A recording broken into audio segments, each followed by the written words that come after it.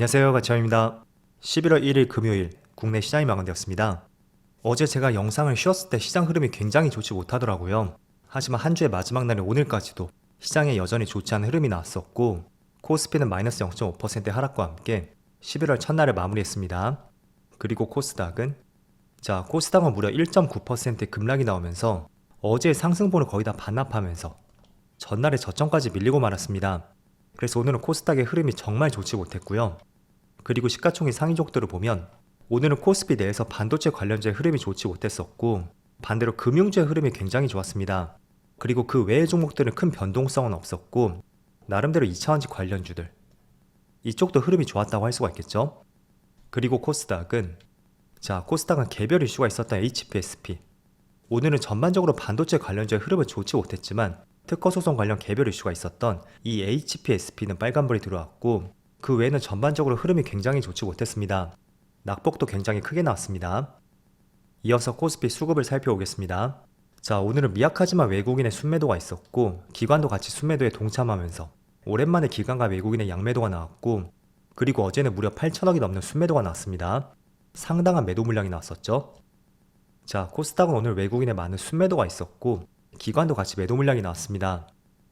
그리고 삼성전자, 오늘 다시 한번 외국인의 순매도가 나왔고, 기관은 그래도 4일 연속으로 순매수가 들어왔었다면 오늘은 다시 순매도로 전환이 되었습니다. 그리고 SK하이닉스, 비록 오늘 2%의 낙폭이 나왔지만 오늘 수급은 큰 변화는 없었고요. 그리고 LG에너지솔루션, 이 종목은 오늘 기관과 외국인의 양매수가 들어왔습니다. 또 외국인은 5일 연속으로 순매수가 이어지고 있고, 최근에 수급 자체는 굉장히 좋은 것 같습니다. 그리고 삼성 SDI, 이 종목도 외국인의 순매수가 들어왔지만 전체적인 수급을 봤을 때는 에너지솔루션이 조금 더 좋은 것 같습니다. 그럼 이어서 주체별 매매 동향에 대해서 살펴보도록 하겠습니다. 11월 1일 외국인이 가장 많이 매수한 종목은 하나에어로스페이스, LG에너지솔루션, 신한지주, 현대모비스, 유한양행, 이렇게 순서대로 매수했고, 오늘은 굉장히 다양한 업종들을 매수했던 것 같아요. 그리고 기관은 기아, 고려아연, SK이노베이션, 효성중공업, 에코프로비엠, 기관도 굉장히 다양한 업종들이 포진해 있습니다. 이어서 해외 증시를 보겠습니다. 전날은 미국 증시가 모처럼 크게 한번 급락이 나왔습니다. 나스닥은 무려 2.7% 급락이 나왔고, 그리고 그 전까지만 해도 지수가 직전 고점까지 올라왔던 만큼 추가적인 상승을 기대를 해볼 수 있는 자리였습니다.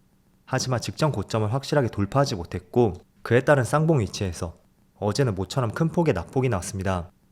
그리고 S&P 500, S&P 500도 마찬가지로 1.8%의 급락이 나왔고, 다우지수도 1% 가까운 하락이 나왔습니다. 그리고 반도체 지수를 보면 반도체 지수가 무려 4%의 폭락이 나오면서 어제 나스닥의 큰 폭의 하락의 주범이었다고 생각이 됐고, 그 때문인지 국내 시장도 많은 반도체 관련주들 오늘 굉장히 시장 흐름이 좋지가 않습니다. 그리고 추가적으로 아시아 증시, 오늘 일본 니케이도 2.3%의 급락이 나오고 있고, 대만도 마이너스 0.5%, 그리고 중국 증시만 빨간불이 들어오고 있습니다. 우선 어제 미국 시장에서 반도체 관련주가 급락이 나왔잖아요. 일단은 급락이 나왔던 이유를 살펴보면 미국의 AI 대표 수혜주인 슈퍼마이크로의 회계 조작 이슈가 나왔고, 그 때문에 이 기업의 주가가 30%의 폭락이 나왔어요.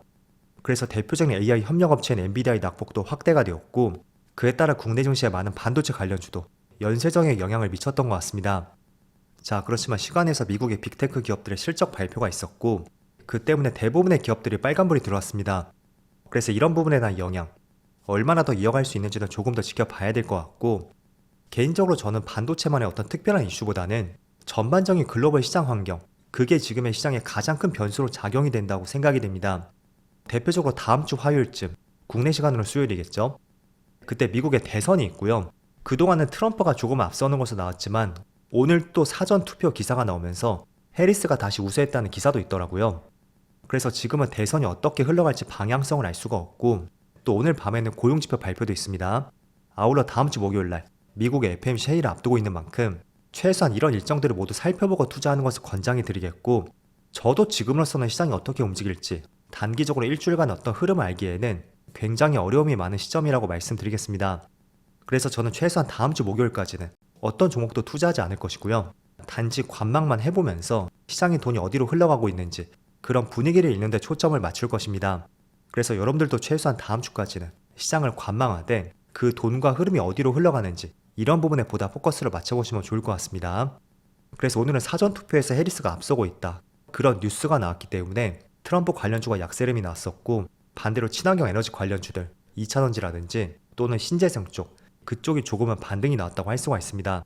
하지만 이걸 가지고 해리스가 당선이 될 것이다, 지금은 그렇게도 볼 수가 없고, 또 역으로 트럼프가 당선될 것이다, 그렇게 보기에도 굉장히 치열한 것 같습니다. 자, 그렇지만 트럼프가 당선이 된다면 국내 수출액은 무려 60조 원이 감소할 것이라는 이런 전망도 나왔습니다. 여기 KIEP 있죠? 이 기관은 대외경제정책연구원이에요. 그래서 수출이 크게 감소할 것으로 전망을 하고 있고, 또 이런 내용들을 본다면 해리스가 되는 것이 국내 시장이 낫지 않을까, 그런 생각도 충분히 해볼 수가 있습니다. 하지만 우리는 경제정책을 분석하는 기관이 아니잖아요.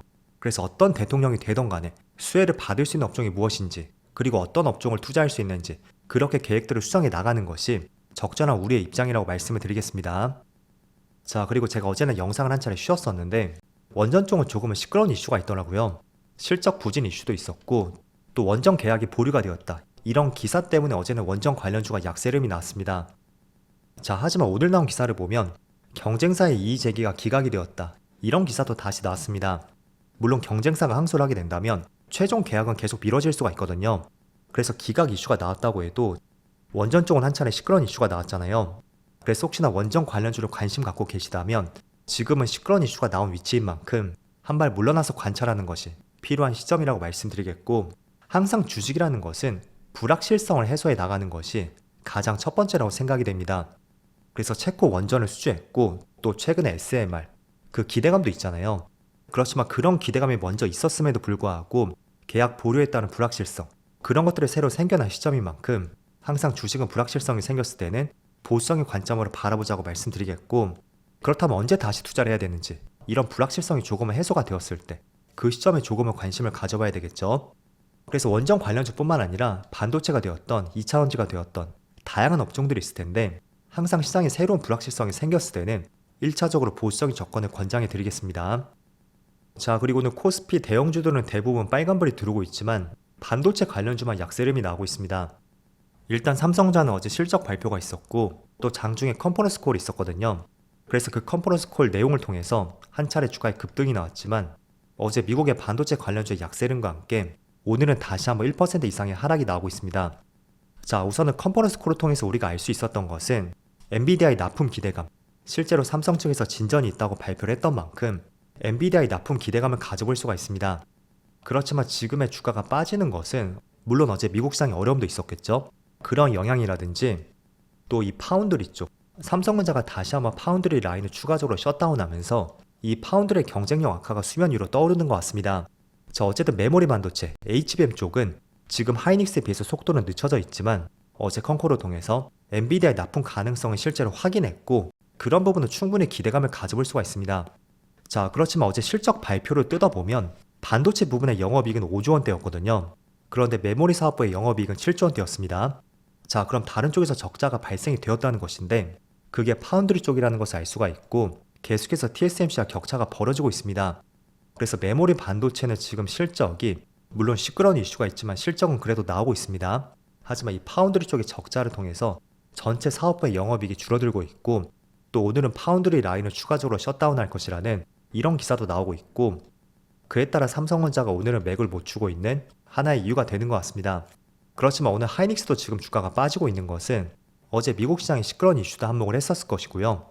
또 그리고 삼성전자의 컨퍼런스 콜을 통해서 엔비디아 HBM 납품 가능성을 제기를 했었고, 그런 부분의 경쟁사인 SK 하이닉스로 하여금 약간의 노이즈를 만드는 것 같습니다. 그래서 반도체 시장을 지금 이렇게 정리해 보고요. 물론 시끄러운 이슈도 있지만 또 긍정적으로 볼 수 있는 재료도 상당히 많습니다. 하지만 제가 말씀을 드리는 부분은 지금은 어떤 업종이 되었던 이번 주와 다음 주에 굉장히 중요한 이벤트가 많이 산적해 있고, 또 그에 따라 시장의 방향성이 어떻게 움직일지 저도 개인적으로 다음 주까지는 알기 어려운 한 주가 될 것 같습니다. 그래서 최소한 다음 주까지는 여러분들도 시장을 한번 관망해 보시고요. 실제로 어떤 업종들이 크게 움직이고 있고 또 거래대금이 몰리고 있는지 보다 이런 부분에 집중을 해보면서 시장의 흐름을 읽어보시면 좋을 것 같습니다. 자, 11월이 본격적으로 시작이 되었는데 첫날부터 그렇게 흐름이 좋지 못했던 것 같습니다. 부디 다음 주 한 주만이라도 조금은 시장을 관망해 보시고요. 대선이 끝나고 변동성이 줄어들 수 있기를 한번 바라보면서 오늘 영상 마치도록 하겠습니다. 그럼 이번 한 달도 힘내서 화이팅 하시고요. 저는 다음 주 월요일 영상에서 다시 찾아뵙도록 하겠습니다. 모두 즐거운 주말 되세요. 감사합니다.